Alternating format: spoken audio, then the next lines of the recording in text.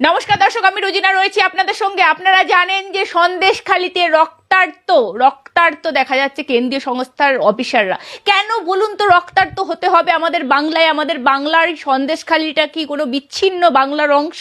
কেন হতে হবে? ল অ্যান্ড অর্ডার কোথায় এই মুহূর্তে? সবাই প্রশ্ন করছে, রাজনৈতিক মহল থেকে সামাজিক মহল একটাই প্রশ্ন করছে। কারণ কেন? আপনারা হয়তো ভাবছেন ইডি সিবিআই আক্রান্ত হলে আমাদের কি, কিন্তু না, এইটা কিন্তু আমাদের রাজ্যের কাছে একটা লজ্জা। কারণ আমাদের কেন্দ্রীয় সংস্থায় যারা কাজ করছেন অফিসাররা তারা আক্রান্ত হচ্ছে।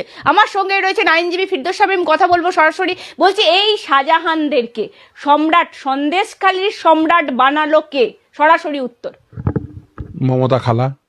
খালা বলছেন আপনি? মায়ের বোনই তো খালা হয়। ডাইরেক্ট মমতা বন্দ্যোপাধ্যায়কে আপনি মমতা খালা কেন বলছেন? হঠাৎ করে কেন খালা বলছেন? এই শাহজাহানদেরকে কি সম্রাট বানানোর কারিগর তিনি? কেন বলছেন? দেখুন, প্রথম বলে খালা হচ্ছে মায়ের বোনকে খালা বলে। তো বোন বা দিদি মুসলিম সমাজে সাধারণভাবে তাকে খালা বলা হয়। ফলে খালা শব্দটি একেবারেই খারাপ নয়, তো শুধু নয়, যথেষ্ট সমাদরের। তো এইসব মমতা খালা যে কি কি বানিয়েছে আপনাকে তো সেটা মনে রাখতে হবে। কি কি বানিয়েছে, কাদের নেতা বানিয়েছে?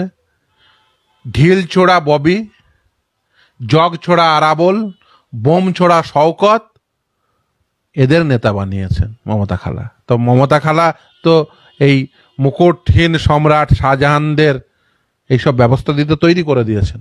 মমতা বন্দ্যোপাধ্যায় জানতেন না শওকত কি করে, শাহজাহান কি করে, আরাবুল কি করে?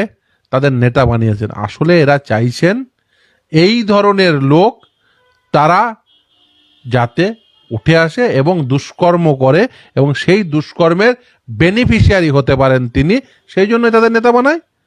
খুব স্বাভাবিকভাবেই মমতা বন্দ্যোপাধ্যায়রা এদের নেতা বানিয়েছেন বলেই এরা নেতা। যদি মমতা বন্দ্যোপাধ্যায় এদের নেতা না বানাতেন তাহলে এরা কখনো নেতা হতে পারত না। এবং মমতা বন্দ্যোপাধ্যায় তো মনে আছে আপনাদের সে বিখ্যাত কথা, তুই বাস স্ট্যান্ড নিয়ে কি করবি, তুই তো বোম বাঁধিস, তারপরে তাকে এমএলএ টিকিট দেয়। কই মমতা বন্দ্যোপাধ্যায় তো একটা প্রতিকূল বানাতে পারেননি, একটা জামের মোল্লা করতে পারেননি, একটা মোহাম্মদ সেলিম তৈরি করতে পারেননি? কেন প্রতিকূলের মতো ছেলেদের সিপিএম তুলতে পারে? এই শাহজাহান, শেখ শাহজাহান, তিনি প্রকাশ্যে মঞ্চে বলেছেন ইডি আমার একটা চুল ছিঁড়তে পারবে না। আরো নোংরা ভাষায় আক্রমণ করেছে, আমি সেটা মুখেও আনতে পারবো না। তিনি বলছেন একটা চুল, ইডি সিবিআই। তাহলে কি সত্যি সেই ইডি সিবিআই চুল ছিঁড়তে পারবে না? সেটাই কি আজকে দেখিয়ে দিলেন তিনি, হাতে নাতে দেখিয়ে দিলেন। এখন ইডিকে প্রমাণ করতে হবে যে চুল তিনি তারা ছিঁড়তে পারবেন কি পারবেন না। দেখুন, কেন্দ্রীয় বাহিনী সেখানে উপস্থিত ছিল, তারপরেও সেই তদন্ত করতে গেছিল, মানে নিশ্চিতভাবে সেখানে কিছু জিনিসপত্র কালেক্ট করতে গেছিল যেগুলো ওখানে নিশ্চিতভাবেই আছে। এখন যদি ধরুন এখনো পর্যন্ত সম্ভব হলো না সেগুলো কালেক্ট করা, আদৌ কি সেখানে থাকবে? আর সব তো হাফিস করে দেবে।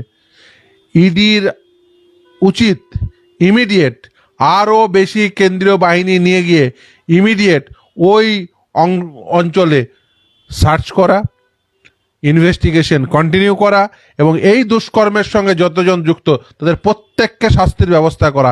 সেটা যদি না পারে তাহলে সেটা হবে গণতন্ত্রের লজ্জা।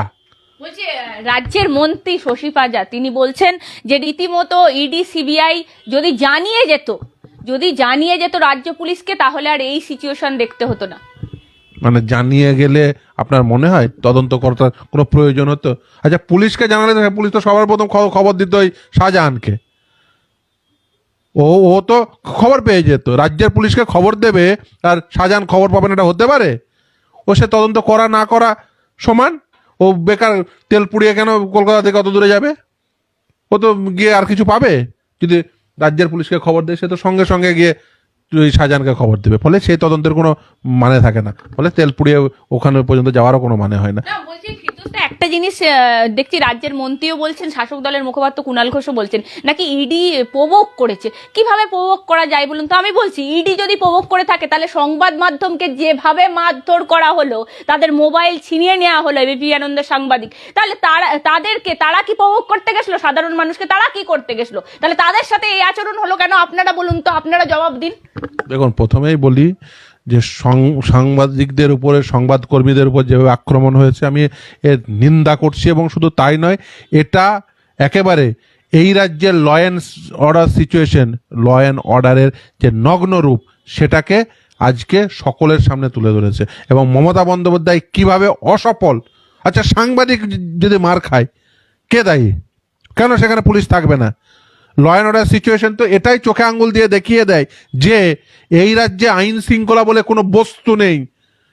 যেখানে সাংবাদিকরা সংবাদ পরিবেশনের জন্য, সংবাদ সংগ্রহের জন্য তারা গিয়ে আক্রান্ত হন, সেই রাজ্যে ল অ্যান্ড অর্ডার একেবারেই ভেঙে পড়ে। এবং খুব স্বাভাবিকভাবে এই রাজ্যের ল অ্যান্ড অর্ডার বলে তার কিছু নেই, আইন শৃঙ্খলা বলে কিছু নেই।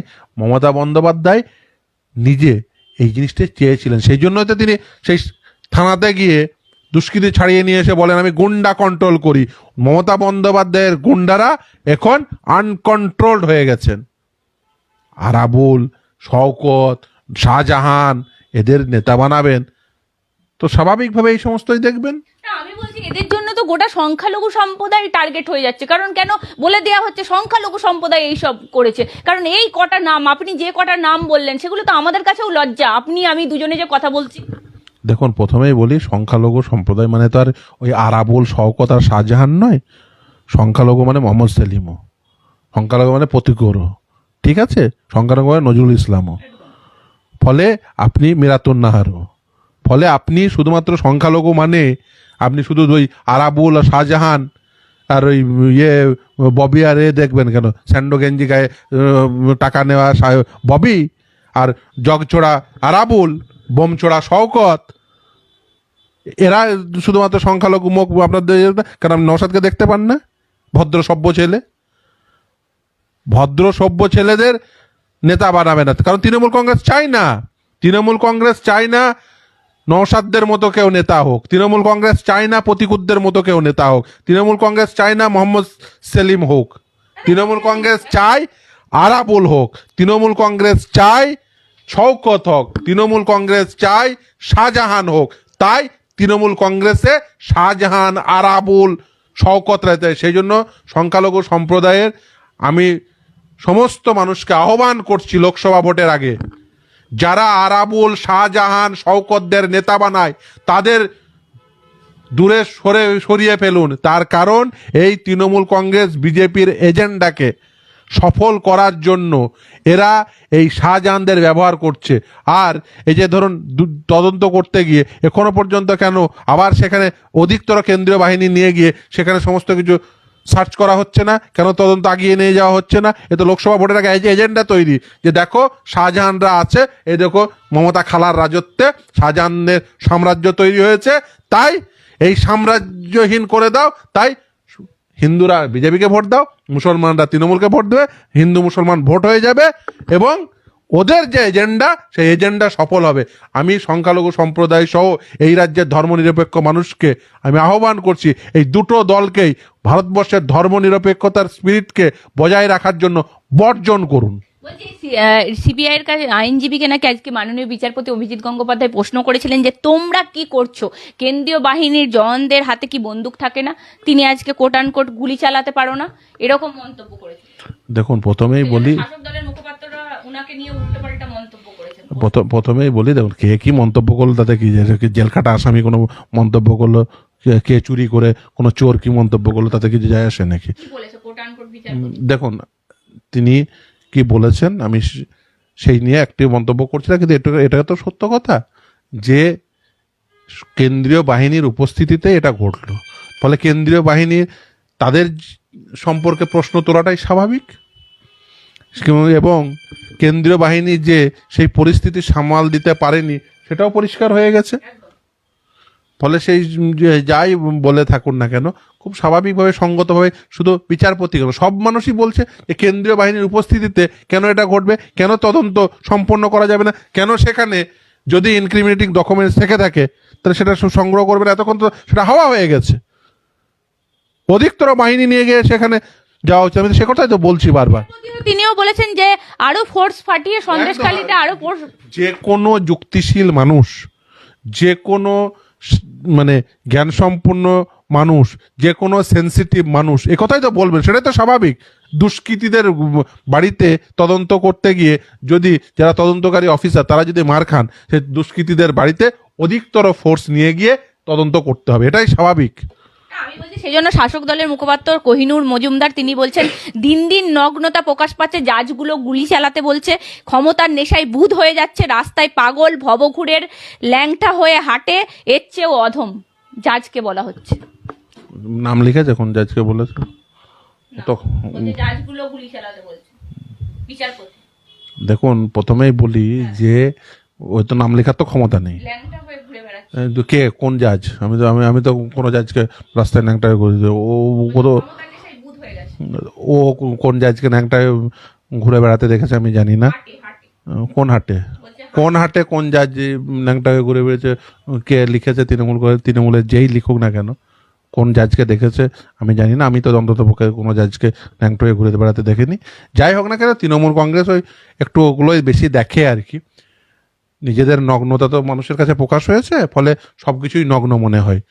যাই হোক না কেন, এই নগ্নতার পূজারীদের আমি বলবো যে বেসিক্যালি আপনাদের নগ্ন রূপটা গোটা ভারতবর্ষের মানুষ দেখে ফেলেছে, এবং আপনারা এই ধরনের নেতৃত্বকে তৈরি করে আপনাদের নগ্নতাটা খুব ভালো করে দেখিয়ে দিয়েছেন, এবং আপনাদের গণতন্ত্রের লজ্জা আজকে যা ঘটেছে তাতে মাথা হেট হয়ে যাচ্ছে। এবং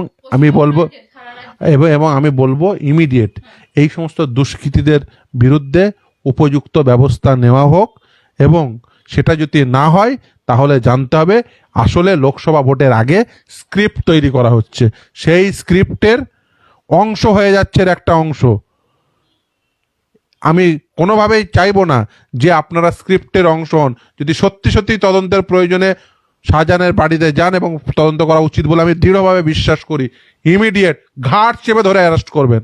আর যদি সেটা যদি না পারেন, ঘাট চেপে ধরে অ্যারেস্ট করতে না পারেন, তাহলে বুঝে যাব যে আপনারা হচ্ছেন অদক্ষ, অথবা রাজনৈতিক স্বার্থে ব্যবহৃত হয়ে যাচ্ছেন। আপনাকে প্রমাণ করতে হবে যে রাজনৈতিক স্বার্থে আমি ব্যবহৃত হচ্ছি না। তাই তদন্তকারী সংস্থার উচিত ঘাট চেপে ধরে এই সমস্ত দুষ্কৃতীগুলোকে, যারা এই তদন্তে অসহযোগিতা করেছে বা বাধা সৃষ্টি করেছে, তাদের প্রত্যেককে ঘাট চেপে ধরে গ্রেপ্তার করবে। একটা পুলিশ দেখা গেল না, এইটা কিন্তু বারবার সবাই বলছেন, পুলিশ ডিএম ভিডিও। এই রাজ্যে পুলিশ কি করবে? এই রাজ্যে পুলিশ তো দুটো কাজ করে, তৃণমূল কংগ্রেসের নেতার পাশে দাঁড়িয়ে থাকে, আর না হলে ওই তৃণমূল কংগ্রেসের দুষ্কৃতীদের ভয়ে টেবিলের নিচে লুকায়। আর উল্টে সেই তৃণমূল কংগ্রেসের সেবা করার পরেও তাদের দিয়ে দেওয়া হয় না। এই তো এই রাজ্যের পুলিশ।